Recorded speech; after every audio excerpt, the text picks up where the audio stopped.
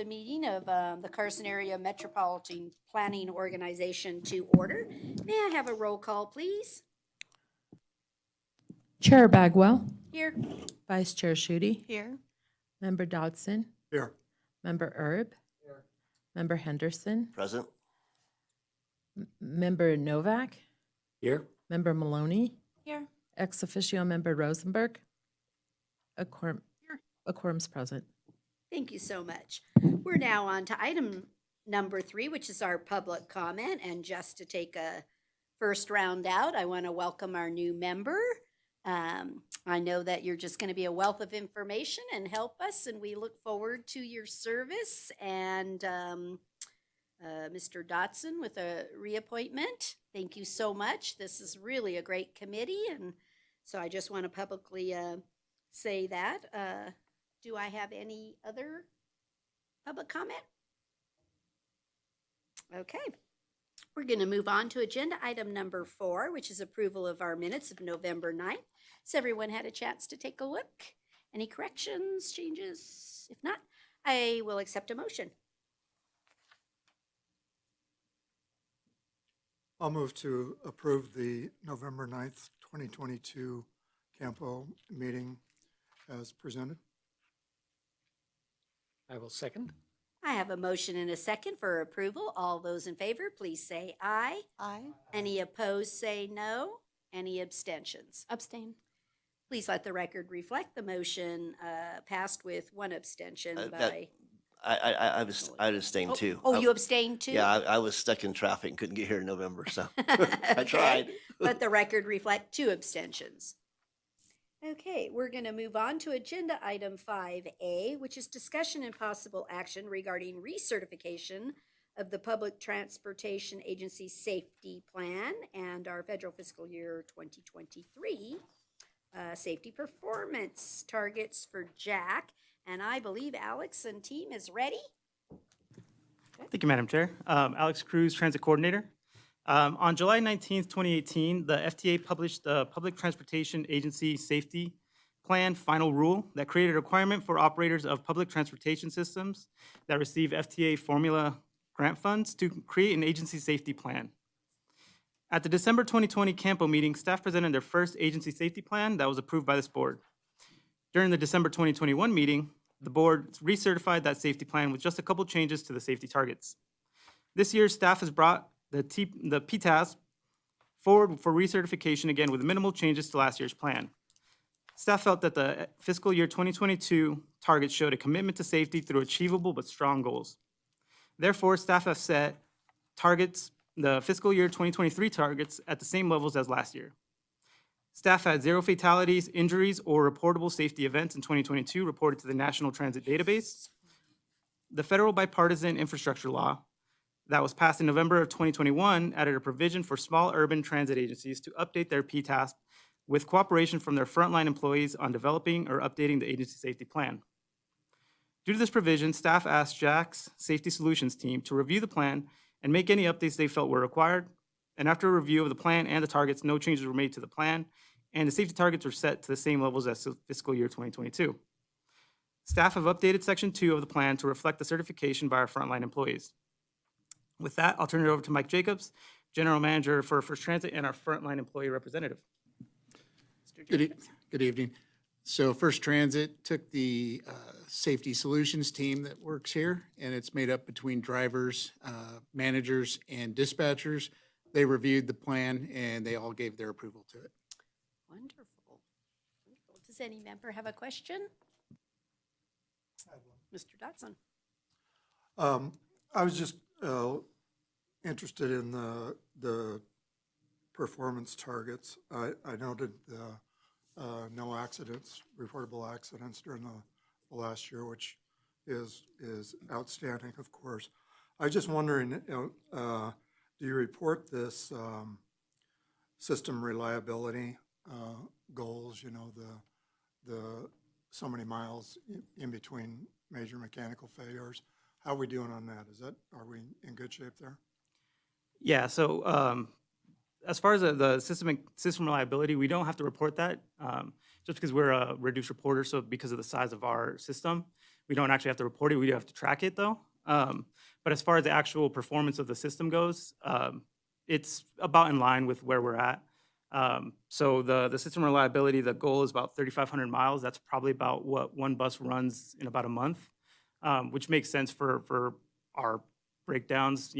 We try to go for a lot less than that. But, with the way they define system reliability, major mechanical failure is a failure of some mechanical element of the revenue vehicle that prevents the vehicle from completing a scheduled revenue trip or from starting the next scheduled revenue trip because the actual movement is limited or because of safety concerns. That could be just about anything that stops the bus from running. So 3,500 is about where we want to be. One breakdown a month. Is there any public comment on this item? Okay, seeing none, I'll accept a motion. I move to approve certification of the Public Transit Agency Safety Plan, including the federal fiscal year 2023 safety performance targets for the Jack Transit System from page 5 of the plan as presented. Is there a I'll second that. I have a motion and a second. All those in favor, please say aye. Aye. Any opposed, say no. Motion carried unanimously. Thank you. Madam Chair, who seconded? Mr. Henderson? Thank you. Okay. We're going to move on to agenda item 5B, which is discussion and presentation regarding CAMPO's annual federal obligation report, which lists our projects from federal transportation funds that were obligated during federal fiscal year 2022. This is a non-action item. Marquis, will you take us through this? Sure. Thanks, Madam Chair. Marquise Williams, Transportation Planner for the record. Every year, CAMPO is obligated to submit an obligation report, which is an annual list of projects for which we've obligated federal transportation funds. In this context, obligation refers to the federal government's commitment to funding for a specific phase of a specific project. It does not necessarily mean the expenditure of those funds or the completion of a project, nor does it represent the total cost of a project. It's just the federal obligation.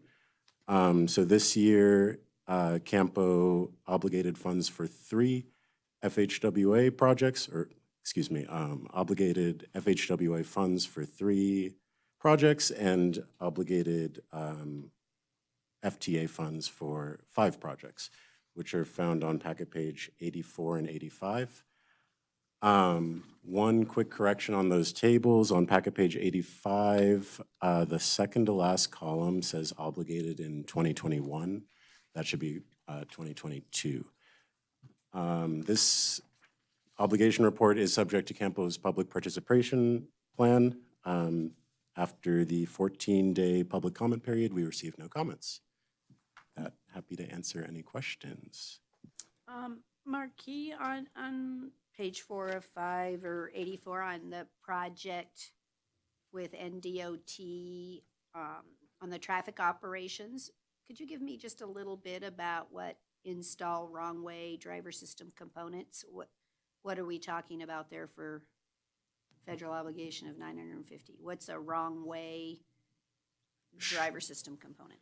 Sure. So this was an NDOT-led project where they used HSIP funding. So to install wrong-way driver signage on the interstate, I believe. So it's just signs So- for $950,000? Yeah, I'll jump in. Chris Martinovich, Transportation Manager. Marquise, good start. Appreciate that.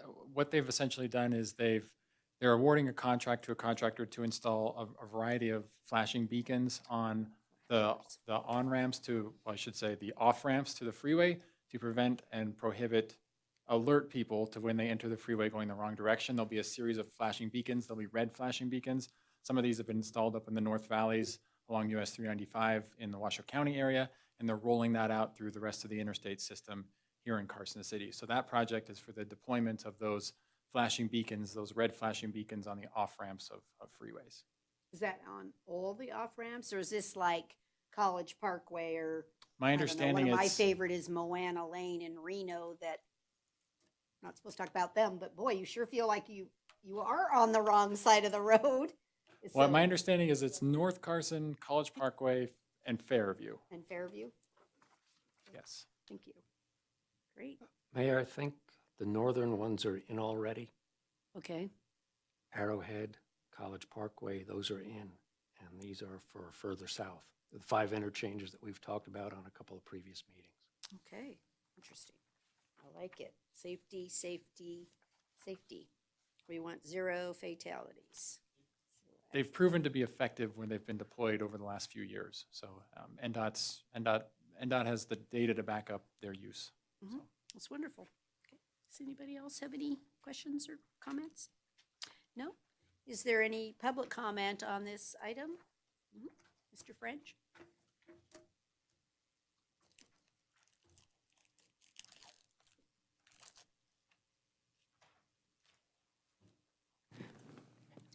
Chair and staff and board. I'm sorry, sorry. Denny French, Carson City, Nevada. And I had a question about the flashers. Is there a term of time that the flashes are? Because some people react to flashing red lights in mental ways that it triggers some mental connect, and it makes a person less aware than they already are if they're going on a situation like that. And red is sometimes a color that triggers that. So I was just wondering, and that's a stop, don't go in. Obviously, the red is stop universally. But did they consider that? And have they considered putting yield signs similarly? A lot of the yields, especially from Winnie on to Roop and then College Parkway, different places where people make the sweeping left turns. Wish those would be considered because I've had so many close calls on those. I try to avoid them actually. But I just thought, about that red light deal. I listen to too much NPR, I guess. But the main thing is that I am aware of that, and that is a concern that people have. And it just hadn't been brought up here. Thank you. I can have staff talk to you about the issues and then even give you some contact, as that's NDOT's lead project that can give you any studies or backup. We'd be happy to do And then I that. just was curious as to Yes. how many of those would be. So thank you, I'll get Oh, that. you bet. You bet. Good question. Okay, is there any further? None?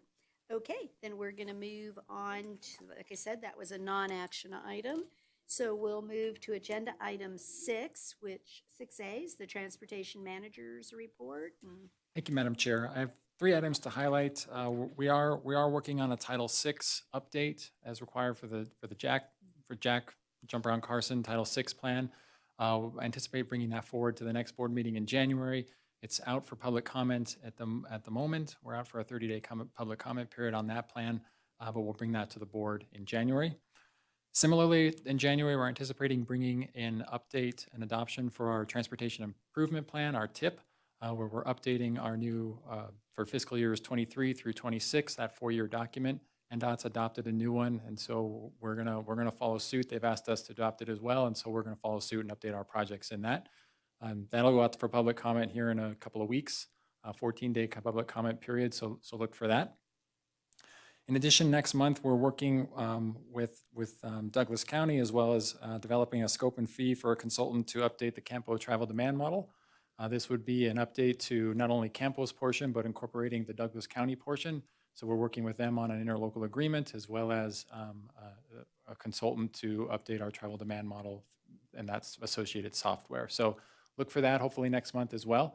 Otherwise, I'm happy to take on any other questions. Does any member have any questions for transportation? Okay, thank you so much. Then we're going to move on to agenda item 6B, which is any other comments? Is there any under that you have as staff? No additional comments? Does any member on the board have any comments or anything to share? Question, Vivek? I know Sandra's not here from NDOT, but at some point, I'd like to get a status report on those prepare to stop high-speed intersection. She's on the phone? Hey, Sandra. I think I just heard her. She's trying. Sorry, I'm virtual and I was trying to let you know I was here while you were asking your question, Greg. Can you repeat? Okay. So Yep. What report would you like her to bring? Well, part of the statewide project to revise the high-speed signalized intersection, prepare to stop signs. Some of those were in Carson and all around the state about were they active or passive, and I think that work should be about done now. So at some point, we'll be starting to get data on that. That's the advanced signal warning system one? That's the one you're referring Yeah. to? Okay. Yep. Okay. AWS. I'll chat with Sandra, Okay. unless she heard that already. Yeah, we can definitely bring that. She said yes. Okay, Okay, good. Thank you. great idea. Does anybody else have anything to share? And no? Okay, then we are on agenda item number 7, which is our final public comment. Is there any final public comment? Okay, with that, then we will adjourn as CAMPO and we'll come back in 5 minutes as RTC for those of us. Thank you. It is kind of nice to see both Douglas County and Lyon, right? I was like, what happened here? Everybody made it.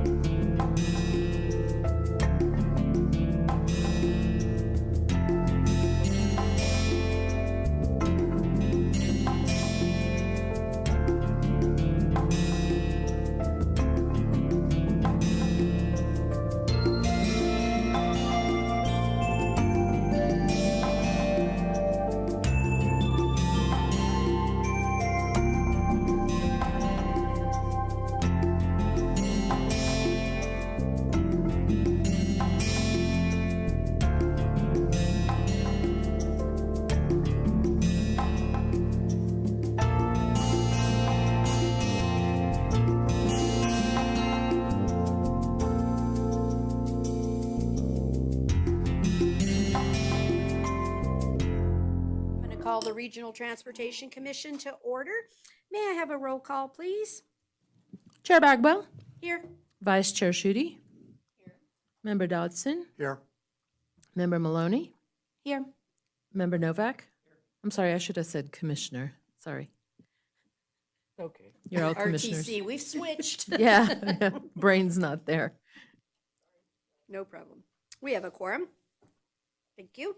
We're going to move on to agenda item number 3, which is our public comment. Do I have any general public comment? Mr. French? Not on an item. If it's about an item, you can wait to the item. Okay. This is about my journey to find out when meetings are.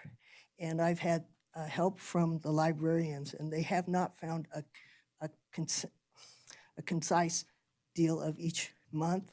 You have to go to each section to see that. It would be really nice for myself and I think others to have just a list of every meeting, and then you could look up the more details of it and the dates. Because otherwise you have to go to each, well, I just have to tell you, the librarians have tried to help me, and I've been able to do them up per meeting. And then I have a city one, but I didn't have 2 meetings on it because this one only covered basically what was here. So I would have missed the sheriff's meeting, and I would have missed tomorrow's meeting at the consolidated, the one that's going to be at that address over by Del Taco, Denny French, Carson City, excuse me. Yeah, there's going to be a meeting tomorrow. Yeah, and Tomorrow's Board of Supervisors. well, I'm sorry, Oh. Friday.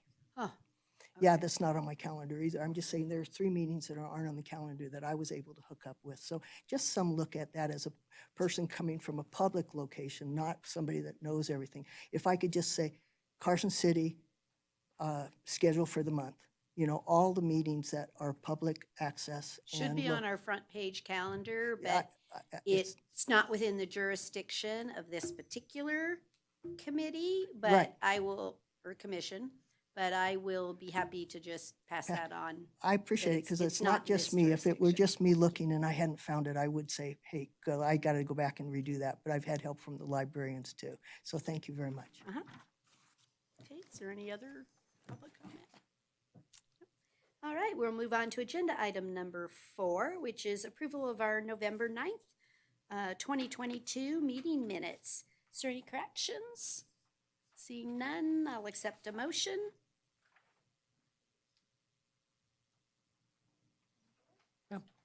I'll move to approve the minutes of the November 9th, 2022 Carson City RTC meeting. I second. Motion by Commissioner Novak and a second by Vice Chair Schutte. All those in favor, please say aye. Aye. Any opposed, say no, and any abstentions. Abstain. So let the record reflect 4 yeses and 1 abstention by Ms. Maloney. Thank you. We're now on to agenda item 5A, which is a discussion only. Presentation on the development of Carson City's access management plan. Brian, you're gonna take us through this one? Yes. Thank you, Ryan, Matt. can you hit the button? Which one? The big, This one? yes. Cool. Oh. Easy there. To make it come up on the screen. Thank you, Madam Chair. Brian Byrne, Transportation Engineer for the record. As previously requested by the board earlier this year, I'll be giving an overview on access management. So what is access management? The term access management describes the planning, implementation, and administration of driveways, entrances, and exits between public roads and nearby properties. With access management, property owners in all communities and on all types of roads can benefit from an access management plan as a way to promote safe and efficient use of the transportation network. We will go over some of these parameters in a few slides. Although multiple factors can cause these challenges, here are some examples of how these challenges occur without implementation of an access management plan. Obviously, we're all familiar with congestion. Congestion can occur when driveways are not spaced properly, and traffic trying to leave development areas can block intersections or traffic flow. Crashes on all levels of transportation, crashes are a concern. However, poor access management can increase conflict points, particularly at intersections. We have travel time with close proximity, signalized intersections, and driveway spacing can lengthen corridor travel times, meaning a lot of stop and start, resulting in inconsistent traffic flow. And we have capacity with improper lane configuration, such as right turn and left turn lanes. It can decrease capacity and increase queuing lengths. So currently we have some access management requirements listed in our municipal code that help guide staff in managing access as new development occurs. Title 18 Appendix Division 12 outline some of the following items here, such as driveway spacing, site distance, driveway access, and street/driveway alignment. So this is what's currently outlined, and like I said, we kind of use this to comment and direct development. But when staff don't have the municipal code to implement, staff rely on other sources for guidance such as NDOT. NDOT has a robust access management plan that outlines not just collectors and local roads, but freeways and highway networks. Some of those key features in their plan are listed here, such as intersection functional area, which is outlined in that lower left picture as kind of the orange highlighted areas. So based off this guidance, they are restricting driveways within the functional area to allow the intersection to operate as it's needed. And this applies to all intersection control types such as roundabouts and stop signs and so forth. In addition, they have intersection spacing, which improves the flow of traffic in collectors and arterials and reduces congestion and improves air quality. In addition, they outline guidance for medians of when medians should be placed and what type of medians to control certain access. Some additional guidance in there is turn lane warrants. And so these tables here provide thresholds for when turn lanes are required based off of volume.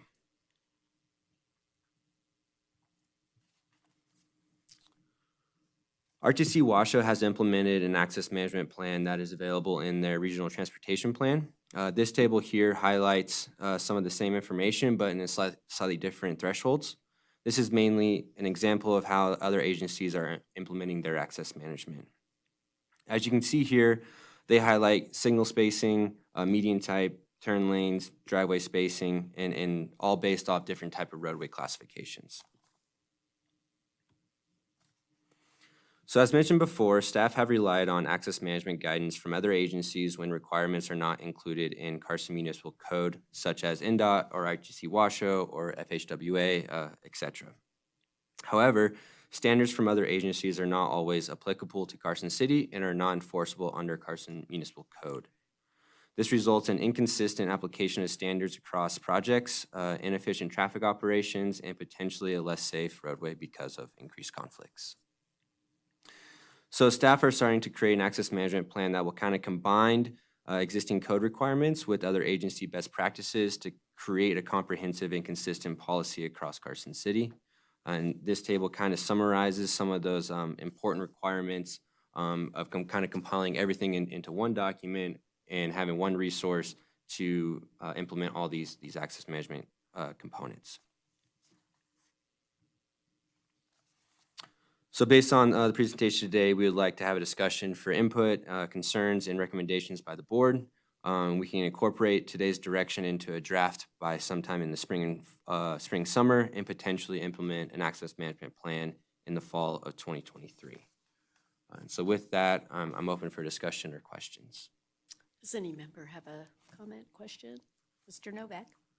Yeah, I was probably the one that started this, so. Since I used to So it's work- on you. The start, anyway. I'm sure, I hope you have comments too.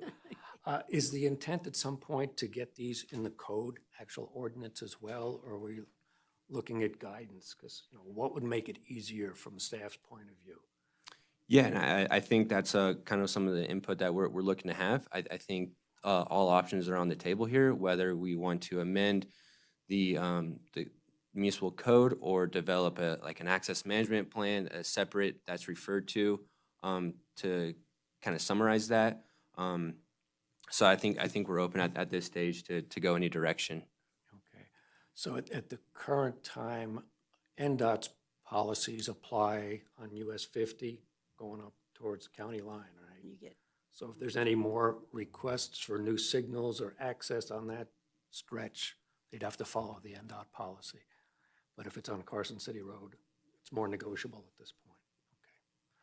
Okay. And then I think one of the other references, I know there's many out there, but Transportation Research Board has gobs of information on this, and some of it's also geared toward businesses or anybody else that has frontage that's affected by the control of access. And I think there'll be some concerns there as well. So I think in general, if you do a good job on access management, business does fine and safety is improved. So hopefully we'll get better at that. Yes. Ms. Schutte? Thank you. This is helpful. So a question regarding the standards in other areas aren't applicable in Carson City. So what you're saying are the standards, let's say, created in Washoe County wouldn't be applicable, but why would they need to be? It's more of the guidance. So, Washoe County being a larger city, they might have certain thresholds that they might want to meet or based off their guidance. Carson City would want to reevaluate those and make sure that those standards are fit for the way our traffic flow. Okay, so what you're talking about is in the effort to trying to create consistency in the area, that it's important that we be mindful that other communities, at the moment, it's not applicable? Or am I- Well, it's not applicable because we can't really enforce anything, right? It's not. If it's not in our code? Correct. Okay. And we rely on other agencies as just as a guidance. Okay, It's just say, okay, so their outlines and their thresholds are this, so maybe we try to implement that Okay, so or it's have that more to- discussion with development. okay, so it's more to keep in mind. Yeah. And the reliance, okay. And it just made me think about, so the intersection and the functional areas when talking about the Highway 50 corridor, and the jack buses. And so the loading, unloading areas, there was one we were talking about in front of Wells Fargo. So thank you for that, because I immediately thought about, okay, just that whole, the traffic flow and the timing and everything. Right. So, okay. Good food for thought. Thanks. Thanks. Mr. Dotson?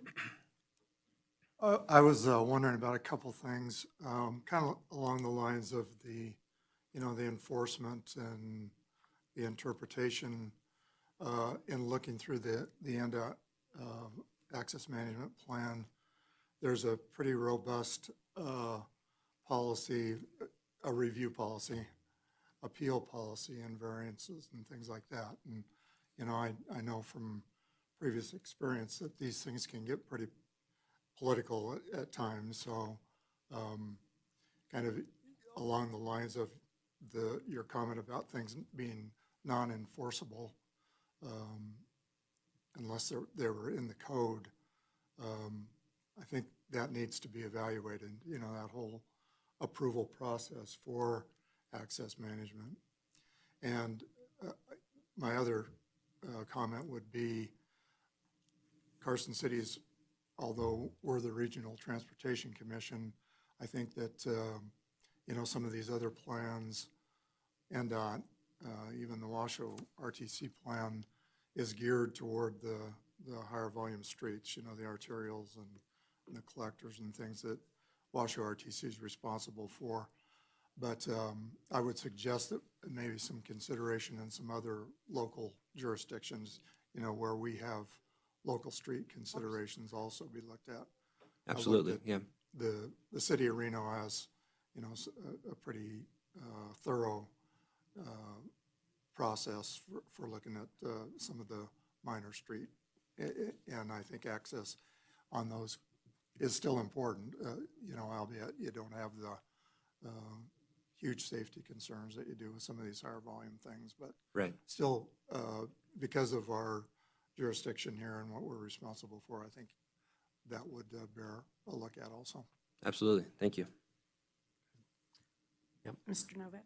Yeah, at some point, since we're in the early stages, you might wind up having actually to purchase control of access rights. I don't know if that's in anybody's guidelines yet, but from the freeway point of view, when the land is bought, there's control of access restrictions. So legally, at some point, you might want to get into that as well, in case it does come up. So in general, just a question, if we were to implement a change and actually put it into code, I want to understand the impact in code or have you think about it?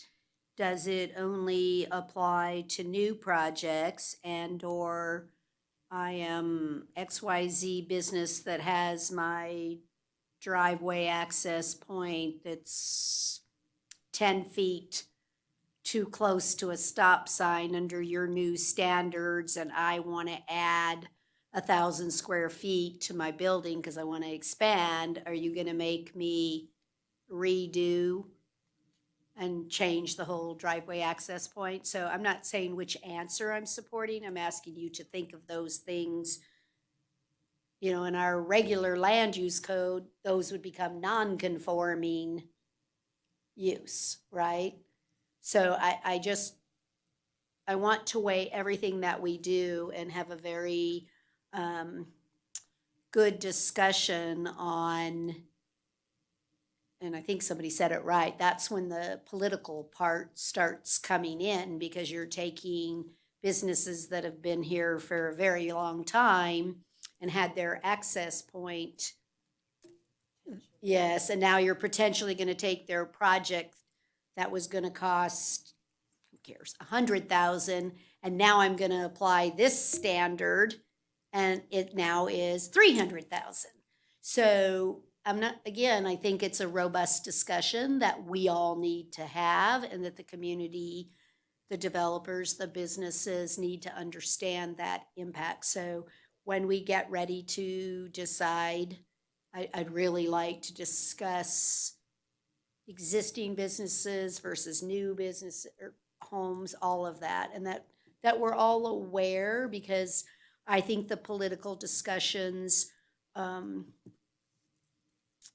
be removed if we're clear on what the pathway is. And then I don't know, I also heard whether or not we want an appeal process. That because sometimes you write a code that appears like perfectly correct, but when you go to apply it to a specific property or a specific incident, it really doesn't make sense, right? You go, oh, that's not quite right. The overall code or the overall safety concerns are accurate, but in this particular case, it really makes no sense to have a move the driveway or to do this, because then I don't know. So those are the things that I would hope that we would really work through as a team to make sure we're not so rigid that we make mistakes and stop valuable development, but always keeping in mind safety, if that makes sense. Yeah, I think that's great input, and we will definitely look into that. I think the access management plan, kind of going forward, initially will be for that, new development, new guidance to have something go off of, and access management is always going to be a case-by-case basis to evaluate those existing conditions and whatnot. So we'll definitely keep that in mind as we go through this. Okay. Did anybody else have any comments? Ms. Maloney? Thank you. Great presentation. I'm very excited about this topic. I think it's going to be really great, so thank you for bringing it. I just had a couple suggestions for consideration also. The first related to multimodal. I didn't hear it, and I apologize if I missed it. I assume that will be included. Traditionally, these are related to like vehicles, and so I just want to make sure that we're looking at bikes and pedestrians. An example I can think of is on South Carson, how we had that multi-use path and how we, manage vehicles coming out of the big shopping centers. And that's pretty unique in Carson. And so thinking through how that works on the larger scale, I think will be really interesting. Yeah, that's great. Thank you. And then the second thing had to do with just a suggestion to consider input from the street operations team at Public Works. I tend to observe that things may work well on paper, but when you start talking about snow plowing and sweeping and how all those operations pieces go, sometimes they bring some really great on the ground experience. So I would encourage that discussion behind the scenes. And then just the last thing, of course, I think coordination with the community development group and staff, potentially planning commission, I don't know. And just from reading this staff report, I'm not sure whether I'd be supportive of a plan, but it seems like this may be more appropriate to be like a guidelines thing. I think there's a lot of potential to streamline expectations of development projects, which would save staff time and potentially development cost dollars. So win-win for everyone. So maybe that's a guidelines thing where it doesn't have to go in code, but I'm really excited to see it. Thank you. Great, thank you. Maybe even just as a comment, sometimes maybe we could even start with a guideline and you run that down the test drive for a couple of years, right? And then come back and say, hey, that worked, or whoops, line 90 didn't work out so well. You know, we got a lot of pushback on that one, or we got a whole bunch of the development team telling us we didn't get that right. So just thoughts, again, not our answer yet, but No, this is exactly sometimes what, it's not, there's nothing wrong with giving something a test drive yeah, this and is, seeing what works and then coming back and codifying that which worked. Or something. Oh, thoughts. no, it sounds great. Thank you for the input. Is there any public comment on this item? Again, great discussion. Hope we gave you enough to not send you away more confused than you Nope. started, right? Nope. Because that didn't work. That was Yeah. perfect. Okay, thank you so much. Brian, one last thing. Oh, sorry, On the go ahead. positive side, I think we should be able to find some good examples where access management exists today in the city and how well it's working. And I know you get enough, bad little, spot examples where it needs work, but I think take credit for the good things you've done. Right? Thanks. Thank you. Thank you. Okay, we're going to move on then to agenda item 5B. Again, this is discussion only and presentation on the Carson City Transportation Right-of-Way Mapping Project. Mr. Martinovich, this one is yours. Thank you, Madam Chair. I wanted to take us through a project that we've been working on and the Transportation Division and with coordination with our Asset Management Division for a couple of years now, and it's our Transportation Right-of-Way Mapping Project. So I'll go through here and give a little project summary. Essentially, what is this task? Well, in short, this task is really to map all of Carson City's transportation-related right-of-way, whether those are roads or trails or our multi-use paths throughout the city. We want to map that in an electronic database so that we can track and understand what we have. So why this task? Well, really, we're wanting to get a clear understanding of what the city owns, right-of-way perspective, and how it was acquired over the course of the history of the city. This is really going to ease the document research component that we have to go through, specifically for the federal right-of-way certification process. On every federal project that we have, whether it's Federal Highway Administration or Federal Transit Administration, we have to certify that we own the right-of-way, and we have to provide that documentation to show proof, essentially, that we do own that right-of-way. The time and effort it takes to do all the document research for every individual project, Colorado Street, 5th Street, any of those, William Street, South Carson Street, can be extensive as we search through individual files and piece them together. So this mapping exercise is really going to consolidate all of that to if we want to pick on a road, we'll select the road. The lists of maps that created that road will be defined, and we can provide that to NDOT or the Federal Highway Administration, Federal Transit Administration, whomever, in a much quicker, more efficient manner. It also is going to help our street operations division, which was, just mentioned in the last item, really to understand where things fall within our right-of-way. Hey, is that tree in our right-of-way? Is that sidewalk? Where's that driveway located? Looking at those things and understanding those maintenance responsibilities and ownership limitations that we have throughout the city. In essence, we're looking to be a little bit more efficient, and we've discussed at this board a variety of potential funding mechanisms. As we map our right-of-way, we can be more efficient on that project implementation side and spend less time researching the documentation and more time constructing and building projects. So what's the project status? Well, we hired a consultant, formerly Far West. They're currently called Dowell Engineering, to complete our document research and GIS mapping. We started this effort back in 2019 through an on-call contract. It's still an on-call contract with Dowell. We started with districts 1 and 2, and now we've really expanded to all 5 performance districts in the city. And it's sort of a case-by-case basis, and I'll go into that in a second. But in essence, we've completed about 104 centerline miles of roadway mapping, or 34% of the city.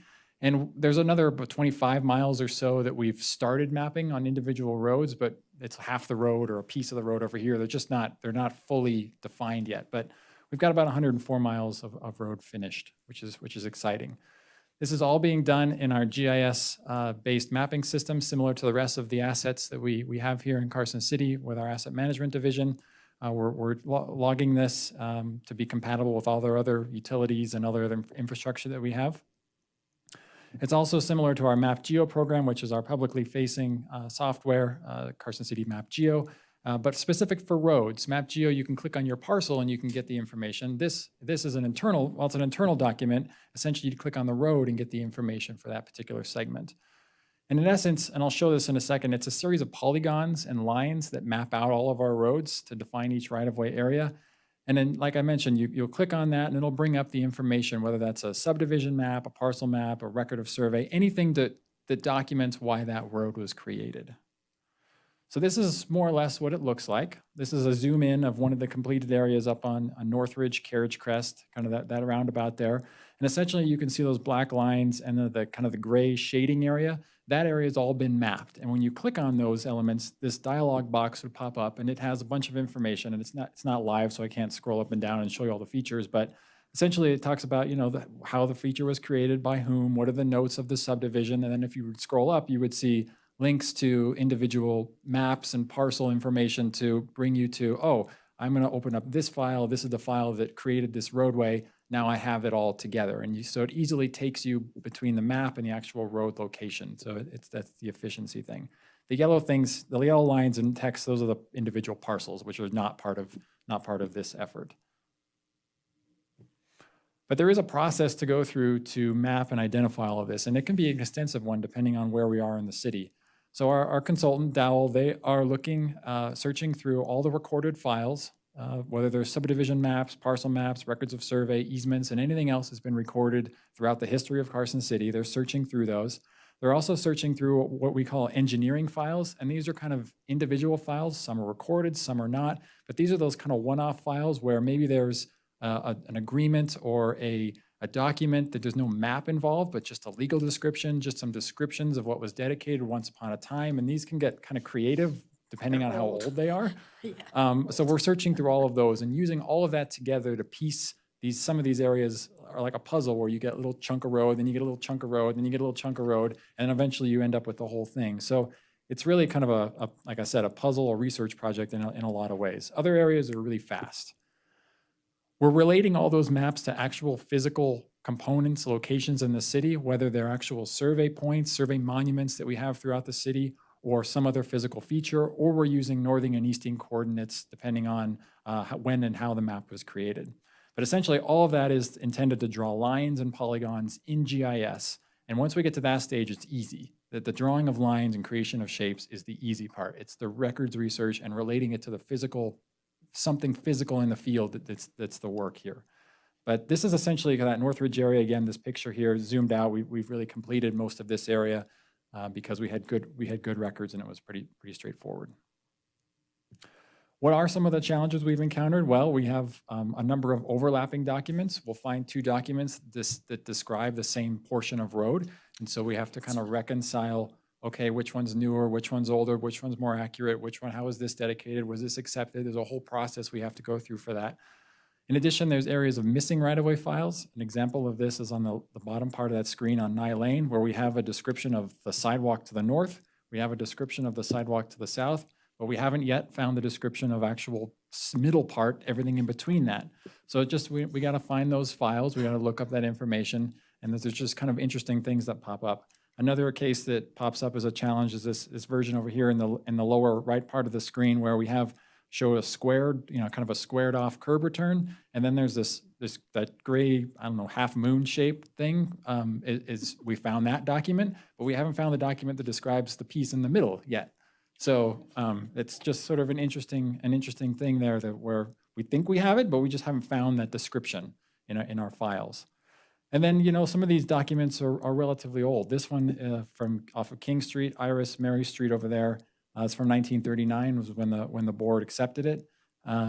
But we have files that go back, before that, right? Carson City, 1853? And so there were files out there that predate 1900. So it's just one of the challenges we have to face when we work on some of these interesting projects. But essentially, what's next? Well, we're going to continue to do the work. We've been progressing based on performance districts. We have also been progressing based on our upcoming anticipated projects. We're asking our consultants to map around those areas where we know we have projects coming to get out ahead. William Street was a prime example of, okay, we have a federal project. Let's get that right-of-way mapped, even though that it falls in 2 or 3 performance districts. And so we're always trying to keep ahead and keep that lookout for those upcoming projects, get those mapped. Once we get through the low-hanging fruit, newer subdivisions are easy. They go quickly. We have the maps. They're easy to map. They're easy to relate. It's those older ones that'll take time. So we're going to continue working on the low-hanging fruit. We're also continuing to add in additional parcel information, subdivision information as they're accepted by the Board of Supervisors. That gets relayed to the GIS division, to our transportation division, and out to our consultant, and they'll continue to map those so we're not having to go back all the time. We're trying to keep up a little bit with the newer ones, but there's a lot of records out there we'll continue to search through. And as time permits, we'll do those additional file searches, whether that's title searches and ordering title reports, or just additional document research as staff time becomes available. We'll continue to plug away on those. And we're going to continue to map this right of way. We're going to keep plugging away. We've got, like I said, 104 miles completed. We'll try to get another 104 plus miles here in the next couple of years, and then it's going to leave those real detailed old portions of Carson City that are going to be the time-consuming ones. And so what we can reevaluate at that is, once we get a better handle on the majority of the right of way. But just wanted to provide an update to the board on this item. I don't know if it's been presented in the past. I think it's an interesting project and one we're kind of working on in the background. So happy to take questions, but thank you. Does any member have a question? No, it's just fascinating. Anybody in genealogy or anything else understands looking at the records from the 1700s and 1800s and trying to read a plat and find out who owned it or who they left it to in a will, right? Which is how you're doing a lot of that kind of work. So interesting project. Are you an assignee researcher or? I'm not doing a lot of the research. I know our real property manager is doing a lot of the research. And then, I think as staff in our GIS asset management, they're doing some of the research as well. So it's sort of a team effort across a couple of divisions. I just want to know, is Eureka said a lot? Eureka, I found it. Because I don't know, us genealogy buffs, we can't help it. It's like, I got it. It only took me 92 hours, but I got it. Yeah, this is an exciting project. Did it really come to light when we looked to expand and do South Carson Street with the swap with DOT and then Williams Street? It really brought to light, and I'm trying to remember the other project that we had, where the old penguin, well, I'm dating all of us. This is bad. But when we had the penguin and someone wants to have us, decommission a road so they can take it over and put in his driveway, and was supposed to be bringing us our penguin, which we got to look at why we didn't get the penguin. But that's when this stuff really becomes paramount. And the issue is someone needs the data right now to be able to move with their project. And so while I know it's a labor of love and tedium and research, it really, I believe, will pay off in the long run, that if any of that work that you can already have done, as long as you also have a crystal ball of what the next projects are, right? So you're pointing staff to the right ones in the right order. But thank you for taking this on. I think Thank you. Yes. It's just phenomenal. Yeah, no, it's a great project, great idea, and I'm sure there's going to be a lot of surprises. Well, I'm not going to take credit for the creation of the project. I'll give that to Commissioner Maloney for starting that, but and the GIS team. So It's phenomenal. Phenomenal. Okay, is there any public comment on this item? No? Well, thank you so much. We're then going to move on to agenda item 6A. Do you have a report for us?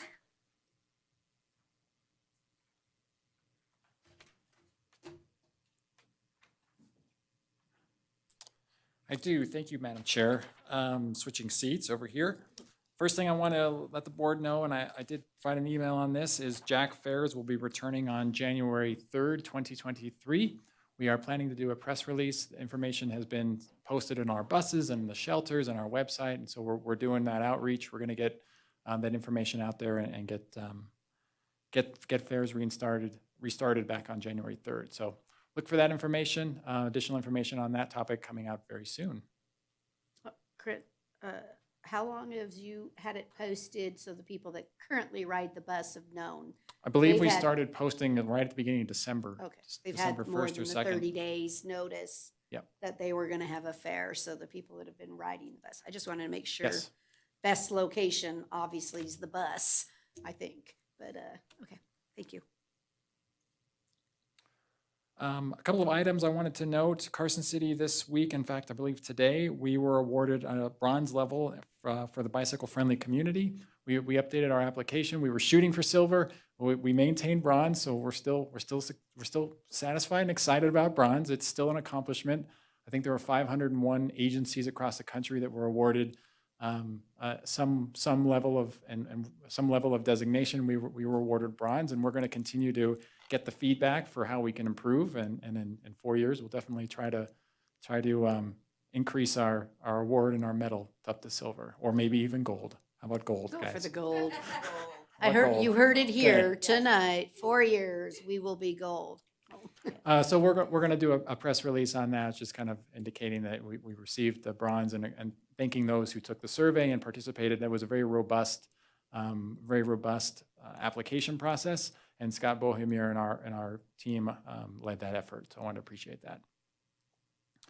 I also wanted to note lastly that our William Street design is progressing. I believe our consultant is reaching or nearing 60% design. I think we anticipate coming here, I believe coming into January. I don't know if, I think we're on track for that. Last I heard would be a January board meeting for an update on that design process.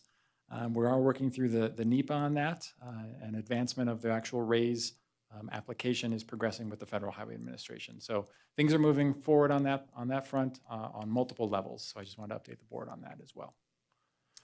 With that, those are the items I had. I'm happy to take questions. We'll go to agenda 6B. Any highlight or issues on the street operations? If anyone had any questions, wasn't going to highlight any particular. I can't wait to see, because obviously this is through October. I was going to say, can't wait to see the answer of ditches cleared and whatever from stormwater. That was quite the rainfall we had. And on the record, just great job, team. I think that, as I understand it, 2 teams of 10 and some management really working extremely hard to clear the storm water in the streets, and just want to give a big shout out. I will pass that along. Thank you. Please, great job. Okay, then on 6C, does any member or anybody have any other things to share? We're good tonight. Anything from you? We're good? Then we'll move on to final public comment. Ladies and, you were like close. I was picking it up.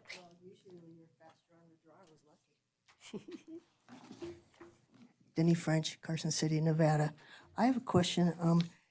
Do you involve with the ramping for the sidewalks, this particular review and of the streets and such didn't mention sidewalks and such like that. So this is not streets and public work type situations, but I just wanted to comment, those ramps that are intended for handicap and such, they're often the biggest hazards during storms like this. I mean, they're like, they make ponds and stuff, and you have to go up the street, literally on the street, to get to a curb area where you can get onto the sidewalk, because the ramps are flooded, or with the plows going, they're just blocked. So just a consideration on the design. I don't think you can do lots. We're expecting more sun than we are snow and such, but still, this time of the year is really treacherous as far as the sidewalks here. Yeah, I So- do know that all of our ADA access points on corners and things are all to a national standard that that tells them all what they have to do and, Well, but somebody's got to I tell might them that agree with you that something's during heavy wrong. storms, it's not such a great idea. But I did see our teams out with little, like four-wheelers out there with little snowplows doing paths. So I was very excited when I saw that the other day. I thought, wow, they're even out there trying to clear up as Right. much as the walking areas as they can to help By people. the time I but- get across the street, I'm past the walking time. I've got to wait to make sure people are stopping first. Oh, So yeah. when they say walk and stuff, I still have to delay. So by the time I get started and then try to climb up over the snow and then on past those big little river things and then ponds and lakes, it's a bit of a treacherous situation. So I appreciate It's a any good consideration settling towards place. that. They need to do something different, but I don't know what I would suggest, but otherwise, thank you. Thank you. Okay. Is there any other public comment? Okay, seeing none, we're adjourned and everybody have a Merry Christmas.